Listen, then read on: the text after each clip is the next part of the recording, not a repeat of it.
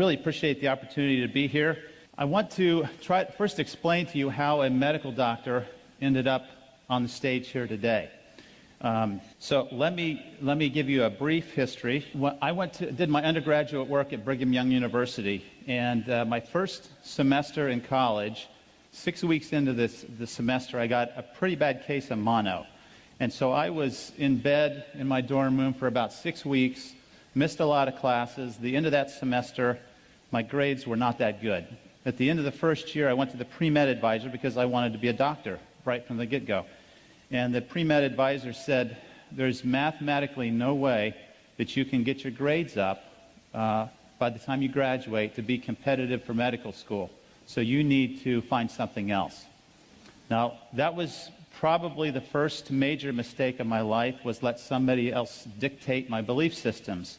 But I was young and naive, and so I believed this pre-med advisor. And so I decided to study nutrition.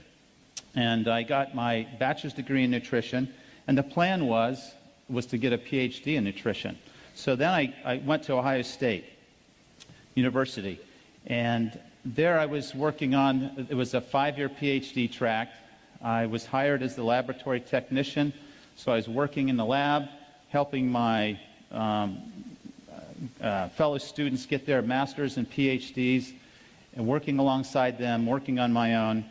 About 3 years into that, I decided that I didn't want to spend the rest of my life working with animals and with test tubes. I wanted to work with people.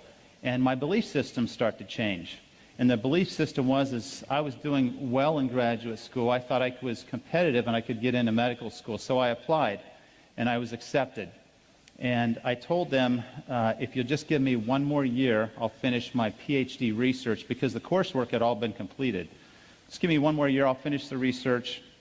I'll start medical school with a PhD in nutrition. I thought that'd be a great way to start medical school. Well, the research wasn't going well. And at the end of that year, I wasn't ready. I wasn't done with my doctorate. So I asked them if they would extend me for another year, which they said, sure, we'll hold your spot for another year. Kept working on the research project that didn't work. At the end of that year, I asked for another year extension. They said, sure.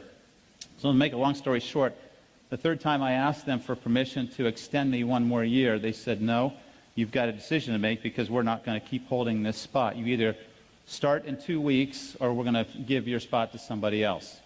Now, at this point, I had spent 8 years in graduate school. I had 3 children and a wife. I was starting to accumulate debt, and I was thinking, do I really want to tackle a new career? But that was my passion, and so it was a very difficult decision to walk away from 8 years of graduate research without that diploma. I had completed all the requirements for a master's degree, but again, the coursework was done. I loved nutritional biochemistry. I loved drawing the structures in the electron transport chain and the glycolytic pathway and lipid synthesis. That all made perfect sense to me. But I had to walk away from that. So I went to Ohio State to medical school. Ohio State is one of the top 10 medical schools for primary care, and I wanted to be a family doctor. So I was very fortunate to go to a good school. I was trained, like allopathic physicians, to diagnose disease and treat it with medications and surgery. So when I got my medical degree, I then completed a 3-year residency at Grant Medical Center in Columbus, and that was one of the best training facilities, in my opinion, for family practice in the country. I've delivered over 80 babies, done 70 or more circumcisions. I've taken care of critical care patients in intensive care units. I've run codes in the hospital. I felt very well trained and equipped to go out and start a family practice. So I started, now if you add this up, this is 5 years of undergraduate, 8 years of graduate, 4 years of medical school, 3 years of residency. That's 20 years after high school. And intermixed in there, I did a 2-year missionary service to Austria. So I was 40 years old before I started my career.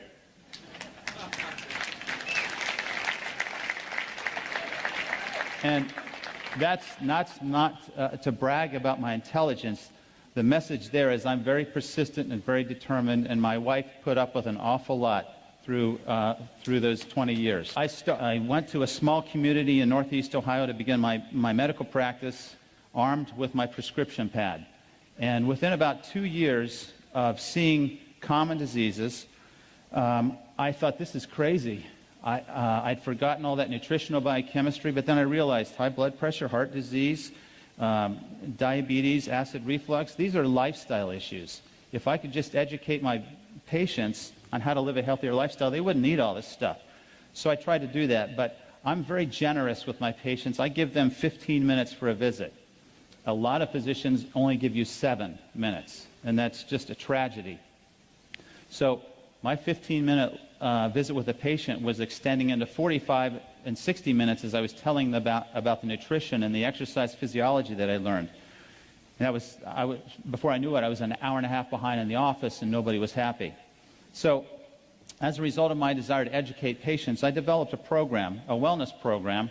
It's a 12-week program, and it's about 6 weeks of nutritional information, 3 weeks on exercise, a couple classes on disease prevention, and it's really about self-healing.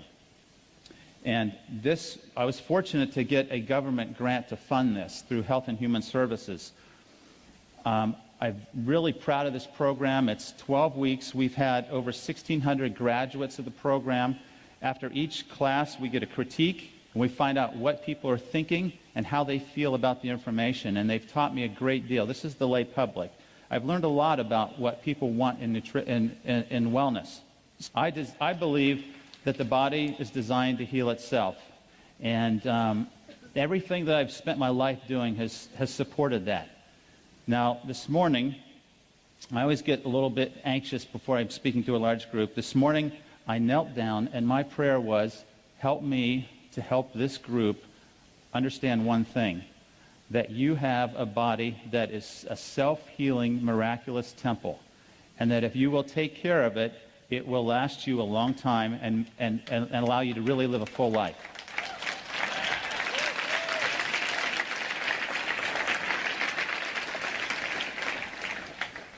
So this is what I see on a daily basis. And when I look at these things, I get so frustrated because my colleagues have a pill for every one of these. And I've stepped out of that circle, and now I find myself pretty alone in the allopathic world. I struggle with that, but I can't go back to that because that's not healing, that's disease management.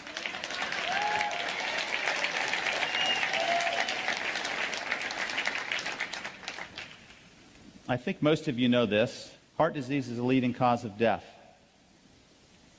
Cancer is number 2. You would have probably guessed one of those 2 to begin with. What do you think is the 3rd leading cause of death? Allopathic medicine. Well, right on. We are dangerous people. You need to stay away from hospitals and stay away from allopathic physicians. Now, I don't want to be too critical of my colleagues because they've invested a lot of time. They do save lives, but I think we've been misled, and I think it's the pharmaceutical industry that has misled us. Okay, so there's the leading causes of death. Now, if you look at how doctors and the healthcare system kills us, this is how it breaks down. Now, this is old data. This is 9 years old, most of these studies. And I can tell you that we've gone to a lot of measures to reduce these numbers. But the one number that we haven't really impacted is the adverse effects from drugs. I think as I'm in the hospital taking care of patients, and I will admit someone from a nursing home who's sick, the nurses will hear me say 3 or 4 times a week, it's a thought that comes out, what are we doing to these people? Because they're on 20, 25 medications. You take them off the medicines, they start to wake up. You measure their nutritional status, and you find they're very deficient. And so we have completely missed the mark in allopathic medicine. Let me show you how we're trained and what we do as a result of our training. We prescribe 20 billion drugs a year. The average number of drugs per visit is 2. 71% of office visits end up in a prescription, and the most frequently prescribed class is antidepressants. Now, you heard Dr. Allen talk about depression and brain chemistry. It's my opinion that about 10% of people who have anxiety and depression have a condition that medication has a role for. Most of the time, a healthy, balanced lifestyle will correct these problems. And in that lifestyle, of course, is the water. When I came across this slide, I was really upset. This is what the pharmaceutical industry is doing to all of us and to allopathic medicine. These are the big sales winners. Now, this is old data. It probably hasn't changed too much, but look at the profit margins that are made on these drugs. Now, I've highlighted in yellow drugs that are used to manage diseases and not cure them. These diseases, high cholesterol, acid reflux, depression, anxiety, high blood pressure, are for the most part diseases that a healthy lifestyle would reverse. And here we are giving them a pill for every condition. It's completely wrong. If you look at the expenditures, per capita healthcare expenditures in the U.S. compared to selected countries in 2006, you can see that we spend on average $6,500 a year per person on healthcare. In 1960, 5% of the gross domestic product was spent on healthcare. In 2007, it was 17%. 2017, it's predicted to be 20% of the gross domestic product on healthcare. So if we're spending that much money, are we getting healthier? Absolutely not. We are number one in responsiveness. We have the best EMS services in the world. We know we spend more money than anybody else. We rank number 37 in performance, number 72 in health, compared to 191 countries from the World Health Organization study. There's a problem here. This is terrible. We have to impact health in a positive way, or it will destroy our economy and destroy our health and our future. Now, I'm going to give you 3 hours of lecture in one slide. In 1900, we had the Industrial Revolution. And what happened was we were trying to feed people who were moving into cities away from the farm and the rural areas. So in order to do that, we had to find a way to preserve and prolong the shelf life of foods. So we developed some technology to be able to change the food to do that. And once we developed that technology, and the first one we did was the enrichment process, where we took the germ out of the whole grains. What happened was by the 1940s, we had nutritional deficiencies. So rather than add all of those back, we added 4 of them back. And that's what you see when you read a label that says enriched bread. It's enriched with 4 of these that are deficient and not all the other ones. But this was an act of Congress. By the 1950s, we were heavily promoting animal products, meat and milk. By the 1960s, we had the growth of fast food chains and diet pills. So our mindset's starting to shift. Give me a quick fix.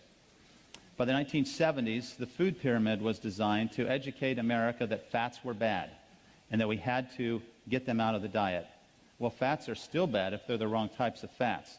And clearly, the carbohydrates that the food pyramid tells us to eat will make us gain weight and will cause disease.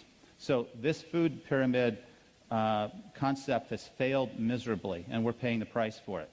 One of the reasons is in the 1970s, high fructose corn syrup entered the diet. Now, fructose is a fruit sugar. That's okay. We should have 3 or 4 servings of fruit a day. 2 to 3, no more. High fructose corn syrup is unnatural. It's a syrup with too much fructose. It stimulates the feeding center in the brain. This is the primary cause for obesity in the United States. And if you look at the obesity graphs, you'll see that they just accelerate almost exponentially starting in the 1970s when high fructose entered the diet. The other problem is trans and hydrogenated fats. These are not found anywhere in nature. The only place you will find a trans fat is in one of the stomachs of ruminating animals. No other plant, microbe, species, nowhere else in nature do you find trans fats. And yet it's in everything we eat because it prolongs the shelf life of the foods. This is a leading cause for many cancers, diabetes, many chronic conditions. A real problem. But what's happened is food technology has forced us to change the food supply, and in my opinion, in my world at least, belief system, God has created these beautiful foods for us to eat, and we're trying to improve on what's already there, and we're failing.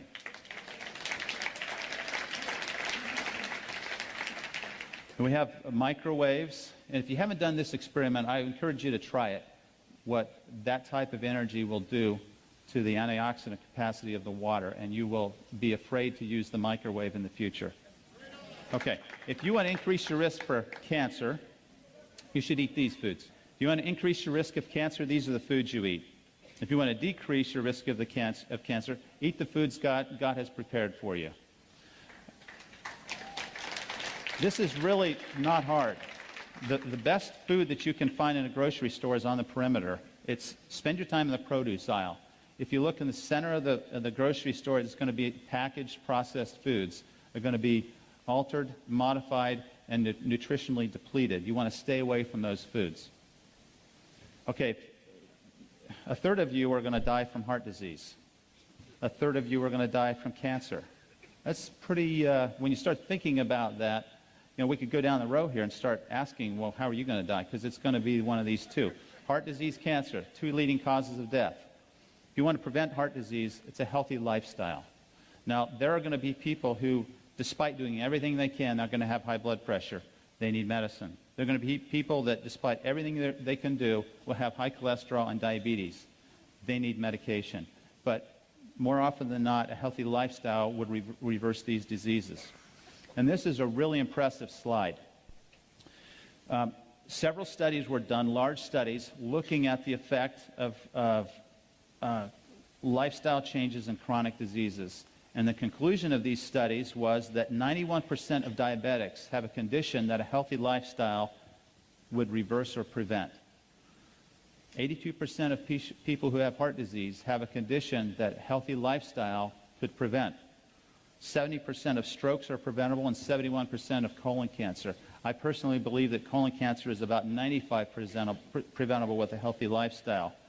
But yet, what are we doing? We're accepting that this is how we're going to live the remaining years of our lives, and it's a tragedy. Sometimes in our quest for wellness, we fail to see that we are the answer. Okay, here's what I believe. One of my core beliefs is that the body is designed to heal itself. We have all these systems that are there to help us take the nutrition in that we eat and circulate it, use it, and then excrete waste. It's a perfectly designed, well-orchestrated, beautiful, again, temple that we've all been given. A couple things about the cell that I think are absolutely phenomenal. It has its own unique machinery to repair and heal itself. Millions of DNA repairs occur every second in our bodies. Every day, 10,000 free radicals attack the DNA of every cell of our body. As it's sitting here right now, free radicals are trying to destroy you. But you've been given this beautiful temple that can heal itself and can find these, correct them, and repair itself. Each cell contains its own set of organs. They're called organelles. And there's a fascinating story here about the cells that I don't have time to go into. But it's a lesson of harmony, balance, order, and interdependence that can be applied at a much broader level, even for us as a human organism. The cells sense and respond to their environment. And the way they do this is through the redox potential. You guys know this. You're measuring ORP.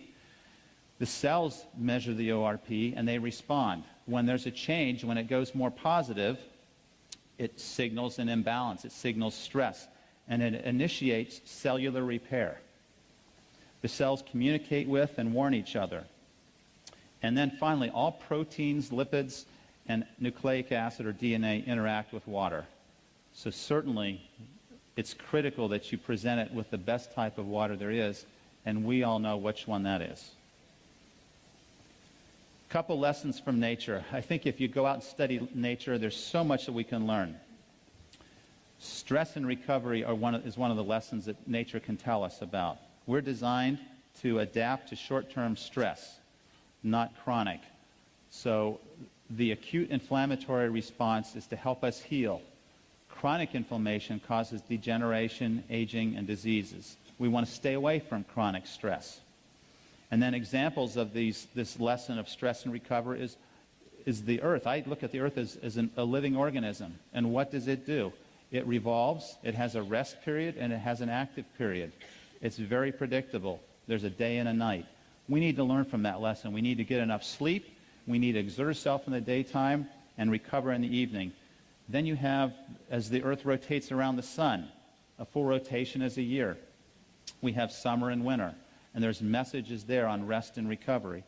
Just as important as the exercise training protocol is the recovery protocol, and knowing how much recovery time you need and how to do that is absolutely crucial. So the question is, what type of stress and recovery are we doing now helping us have healing? So if you were going to fill in the blank here, our health is threatened by one process, what would you say? Oh, I've heard it. Okay. I'm going to say it's stress. So we need to talk about that for a minute, and I'm going to try to move on. This is the definition of stress. It's an imbalance of forces.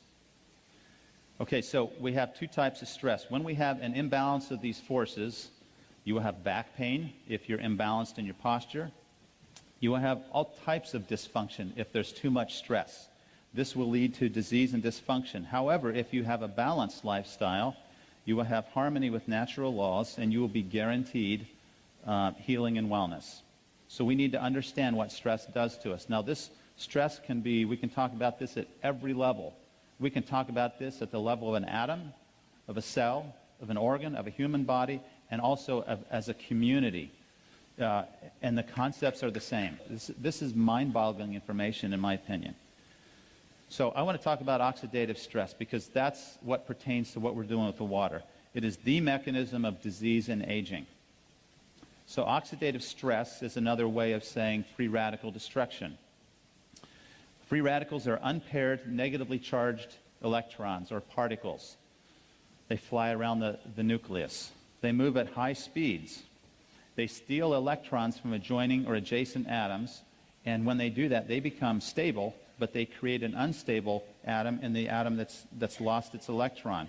This propagates itself in a very rapid chain-like event, a nuclear reaction, you could say, in the cell, until there's a vulnerable endpoint where destruction occurs.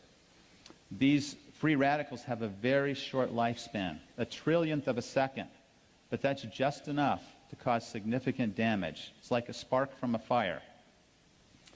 And it was proposed in 1956 that this was the root cause of aging.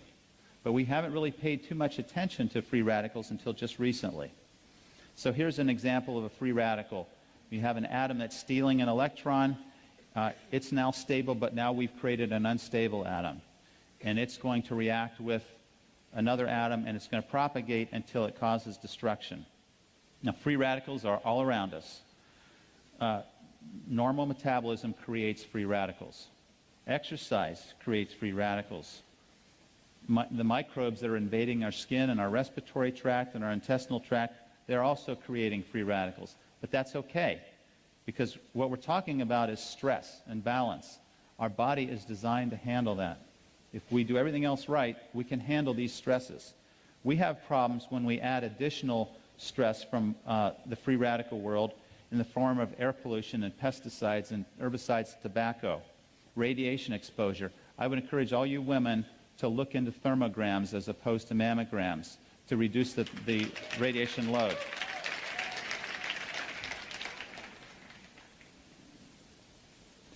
Drugs, alcohol, and medication.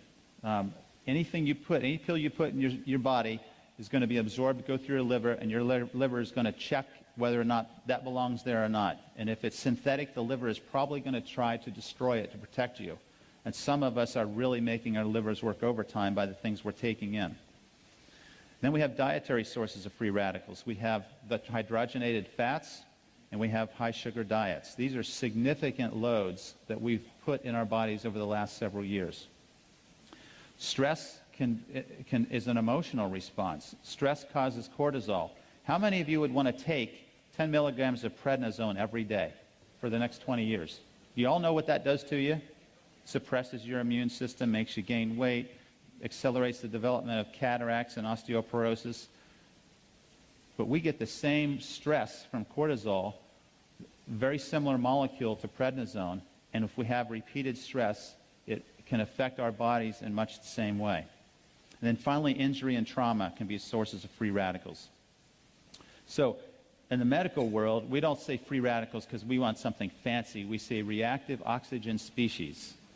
And you have to practice saying species. That's a hard one. These are the terms that you'll see in the medical literature. These are the different types of free radicals. They have a positive oxidation reduction potential. They are oxidizing.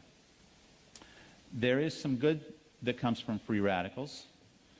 They are part of the immune process that is generated to fight off infection. If we're going to kill bacteria and funguses and viruses, we're going to use free radicals that our white blood cells generate to do that. So perfectly orchestrated, well balanced.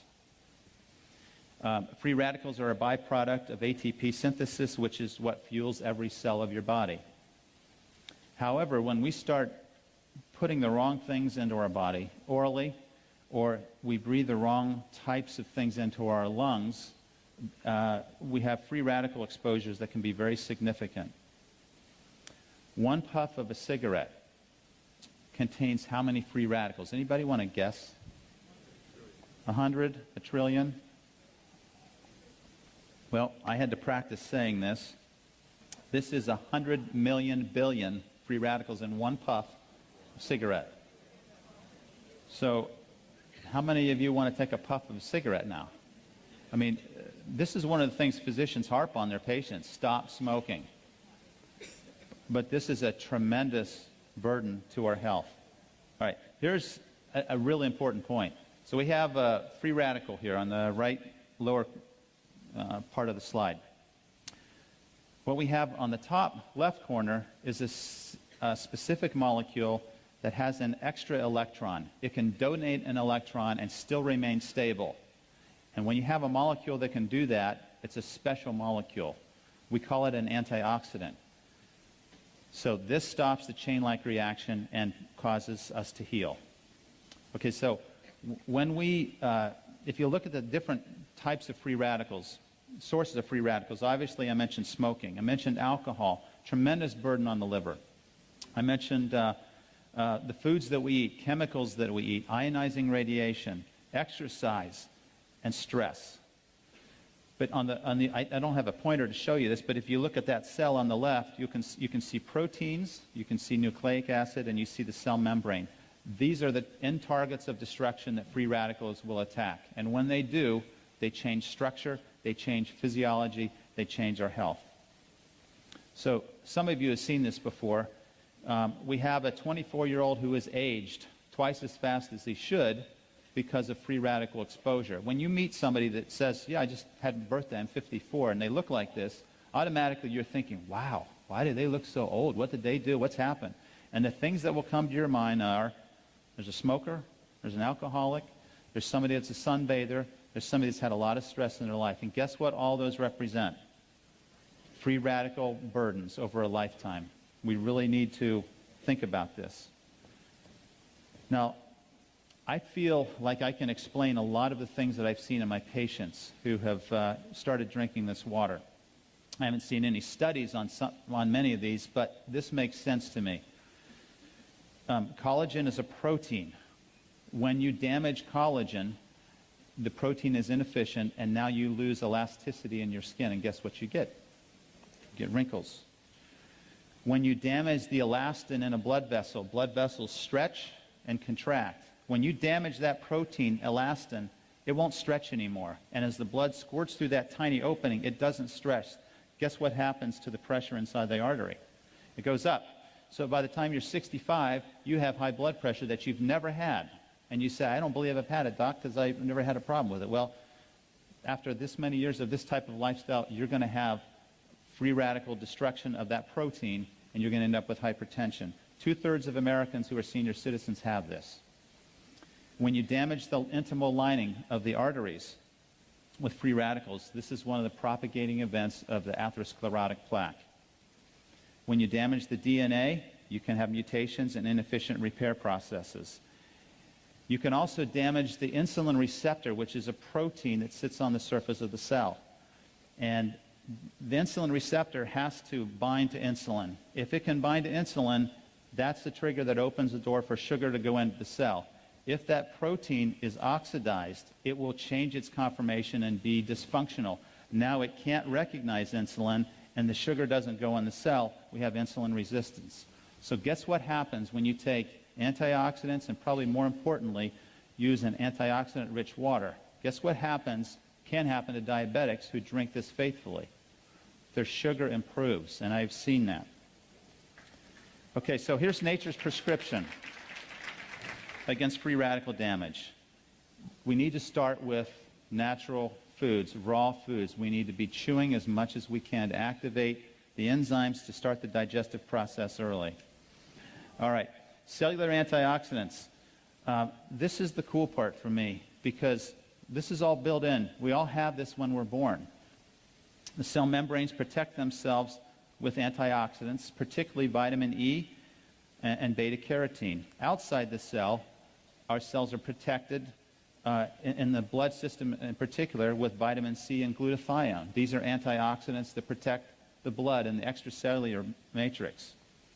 Inside the cell, we're protected by glutathione, and Dr. Allen had a picture of glutathione up here. It's an amino acid analog, vitamin C and selenium. A lot of you are taking CoQ10. It's a great antioxidant. It's in every cell of your body in the mitochondria. If you take a cholesterol medicine, that should be part of the prescription, because cholesterol medicines will deplete CoQ10. Cellular antioxidants are listed here. So we have all these antioxidant systems to help us achieve this balance, and they can even regenerate themselves. If we get enough of these vitamins and minerals in our foods, we can regenerate some of this oxidative stress that's developing. Here's a list of foods that show you the oxygen radical absorbance capacity. It's a different set of units, but basically it's referring to the ability of these foods to act as a free radical scavenger. These are some of the most potent foods in terms of their effects on reducing cancer and oxidative stress. If you group these together, what you'll find is that berries and beans are some of the best groups of foods to help to provide you with antioxidant protection. So these types of foods need to be pretty heavy in our diet and should be foods that we eat on a regular basis. In addition, I personally believe that there's a role for nutritional supplementation, and I recommend many of these.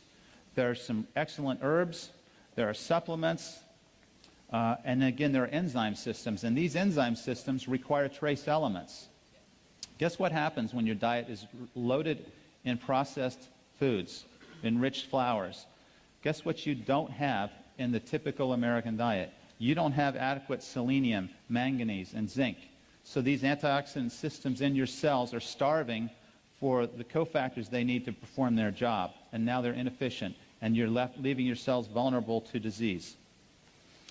Okay, let me just briefly talk about these different levels of stress, because there is acidic stress, and that's a precursor to oxidative stress. The blood pH range is from 7.35 to 7.45. Acid is a byproduct of cell metabolism and repair. So just day-to-day metabolism produces acid. So what do we have to do with that acid? We have to get rid of it. And most of the acid we urinate. And so our urine will be slightly acidic because our body's doing what it should be doing. It has to retain a relative state of neutrality, or we will have problems. So we have buffering systems. In fact, there are 3 buffering systems in our body. And this brings out the point that it's crucial that we have a buffering system, because we cannot handle high levels of acid or high levels of base. We have to stay within that narrow range. So, from a medical standpoint, if you talk to your doctor about the pH capacities of Kangen water, this is what they're going to think of, because this is in the textbook that we all learn. And I'm going to just say that this is important, that at some point you have to respect where they come from.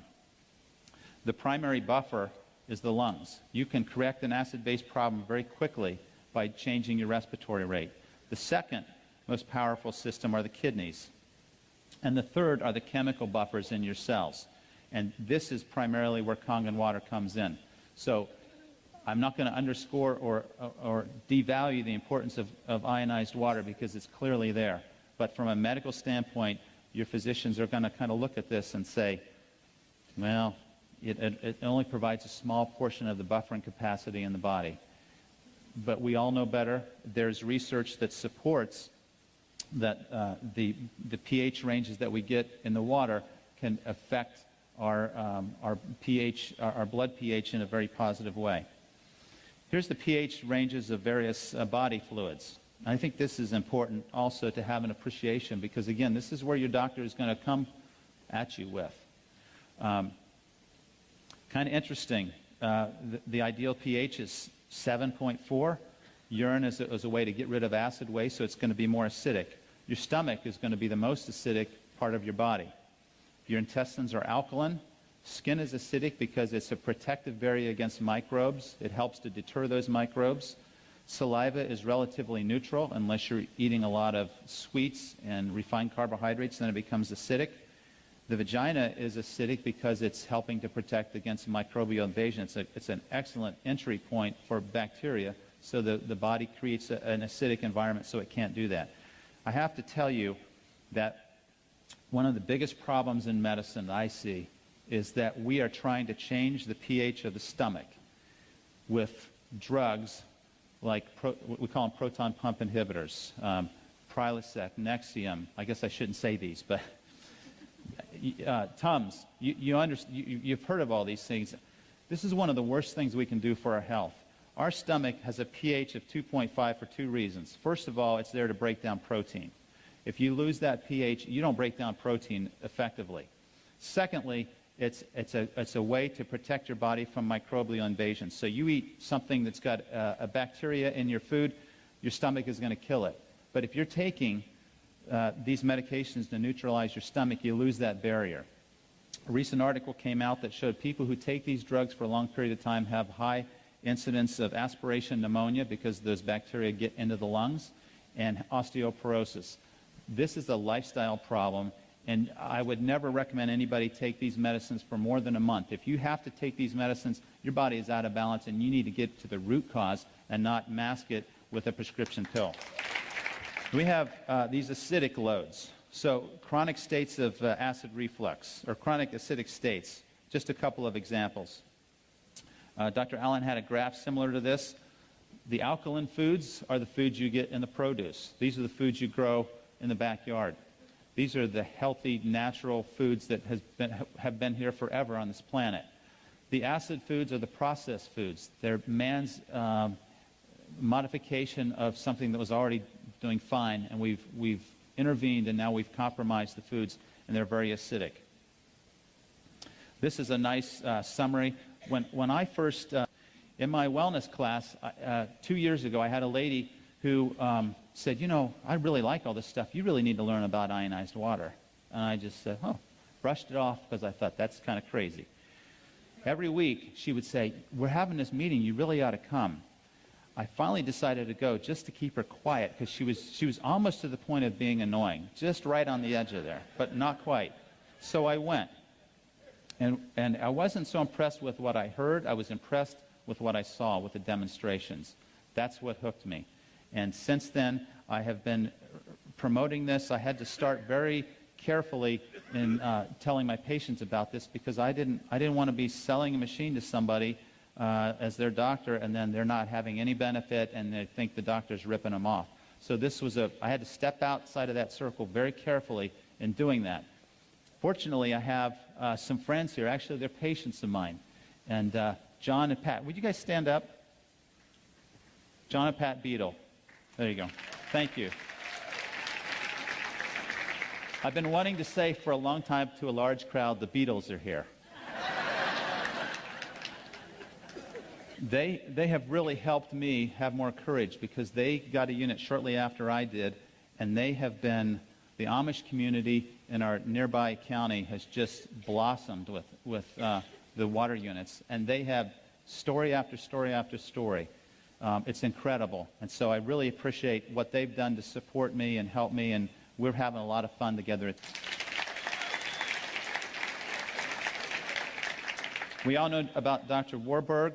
We know what he said, that cancer thrives in an acidic, oxygen-depleted environment. So how do we create that? We eat the processed foods. We eat what the typical American diet would tell us to eat.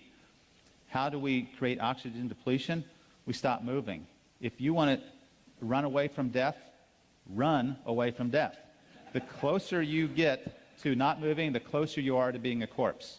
So just remember that. Now, I haven't seen the research to support this statement, but I think the corollary is true, that cancer can't grow in an alkaline, oxygen-rich environment. So I have a friend with a brain cancer. I bought him a unit. I sent it to him. I said, I want you to drink as much of this water as you can. I want you to take these antioxidants, and I want you to take a walk every day, get your heart rate up, get oxygen in your lungs. That's the best treatment that I know of for that brain cancer. And I can tell you that he's had 2 brain cancers, and his cancer has not grown in the last 2 years. So it's a phenomenal story. Okay, I'm going to just let you kind of glance at these, because now I do have to wind down pretty quickly. We dehydrate pretty easily, and I'm very dehydrated now. When we wake up in the morning, we're dehydrated. You need 20 ounces probably of water first thing in the morning. And for me personally, my health is pretty good. When I started drinking the water, I felt so energized in the morning. I judged the intensity of a workout in the gym by how sore my muscles got until I got Kangen water, and then that blew that right out of the water because I didn't get sore anymore. So I knew the water was doing something for me. Okay, there's dehydration states. There's evidence for microclustering. This was the one concept that I struggled with a little bit initially because I wasn't sure of the science behind this, but I'm confident in the science behind this now. Alkaline water has reduced or a lower nuclear magnetic resonance state. If we had microscopic eyes, you could see that every atom in the universe is vibrating. When you energize this water, you change the vibrational state of the water molecule from a high resonating vibration to a lower resonating vibration. That allows the water molecules to cluster together closer and tighter. If it's a higher frequency of resonation, it won't cluster. So that's why we're able to microcluster the water. Okay, so let's see. Lower surface tension, we can measure this. And again, this is reported data. So for a physician who likes to see the evidence, it's there. Here's the hexagonal or ionized water. So this is the frequency of those vibrations. A much lower frequency, the molecules can, because they're polar, they can get closer together and cluster. Okay, we all understand the chemistry. Let me just try to skip to the end here. We talk about the ORP. Okay, there's evidence of internal benefit. And I don't know if this, I think Dr. Allen alluded to this article earlier, that electron-rich water has a high pH and significant ORP, and it has been shown to protect the DNA from damage due to free radicals. Here's an article on the anti-cancer effect of water where they injected mice with melanoma cells. Melanoma is a very fast-growing cancer of the skin. They injected it into their bellies and under their skin. They gave one group alkaline-rich water, another group tap water. The alkaline-rich water had very slow tumor growth rate and virtually no metastases. So this would be one of my first-line treatments for someone with cancer. Electrolyzed water, let me skip this one. This one talks about its ability to improve diabetes. And for those of you who are trying to provide support to medical people, if you'll go to pubmed.com, that's short for Publish Medicine. So pubmed is .org, not .com. Pubmed.org. You can find these articles there, and you can arm yourself with abstracts to show them that there's evidence. It's all in the Japanese and Korean literature, though. Here's another one that shows its effect on diabetes in mice. There's one on, let's see. Oh, here's a neat one. If you ever have a rat that's drunk, if you give them ionized water, they get over their hangover really quickly. That's toxic to the liver. This is powerful. I think Dr. Filzer is talking about this on the video. this is a very strong study that showed that some of the three of the most virulent and dangerous bacteria can be killed with the oxidized water with a high acid content. In other words, low pH. So the pH is 2.5. It has to be below 2.6, or it doesn't have this bactericidal or bacteria-killing effect on the cells. But if they're exposed to this acid load, and remember, this is an oxidized water. If you measure the ORP in the acid, it's going to be very oxidizing. Okay. All right. Here's some questions. What happens to alkaline water in the gut? It absorbs right into the gut. It doesn't neutralize the acid. It absorbs right in the gut, just like alcohol does. It goes right through the stomach wall. So nothing happens. I had a doctor, a very smart doctor that I respect, said, I'll just take baking soda. And I thought, you're going to miss all the other effects because it's not going to go anywhere. It's not going to get into your cells, and it's not going to have the oxidation reduction potential. I don't recommend drinking water with meals, at least the alkaline water, because you want your stomach to be acidic. If you're going to drink water, drink 7.0. But I think it was Wade or somebody said drink water before you eat 20 minutes before. That's perfect because you'll hydrate yourself and you won't need to eat as much because it says 0. All right. Let's see. How long will it take to notice the benefits of ionized water?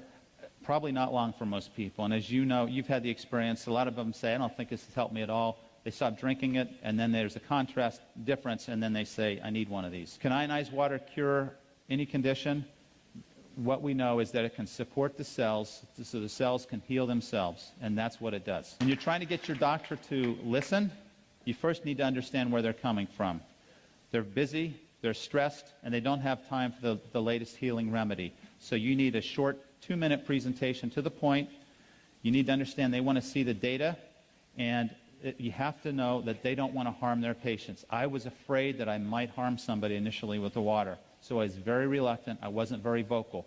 Now I'm much more vocal because I've seen so many positive things happen. So once you understand them, then you can help them. You can make yourself understood. Make it brief and compelling, provide them with data, and ask them to drink the water themselves. Here's the keys to health. This is second to last slide. Believe in your body's ability to heal itself. Create a healthy mindset. It all starts in the mind. I can't tell you the power of the mind. I think we know this, but we need to be reminded of this daily. We need to manage stress. Stress is a killer. Stress will send your hormones rocketing and your blood pressure up and make you tired. It's absolutely awful. So we need to rest, relax, laugh, express gratitude, and probably the most important thing we can do is help other people, which is what you're doing. We need to move, which means exercise. We need to eat from nature's menu, which is primarily plant-based. Supplement when necessary. And the last one here is bioidentical hormones. I've done that in my practice. It's phenomenal for menopausal, perimenopausal, women with PMS and men with erectile dysfunction. This can make a big difference. But it's a lifestyle issue that got them there to begin with. So we're back to lifestyle. Finally, drink this ionized water every day. Thank you.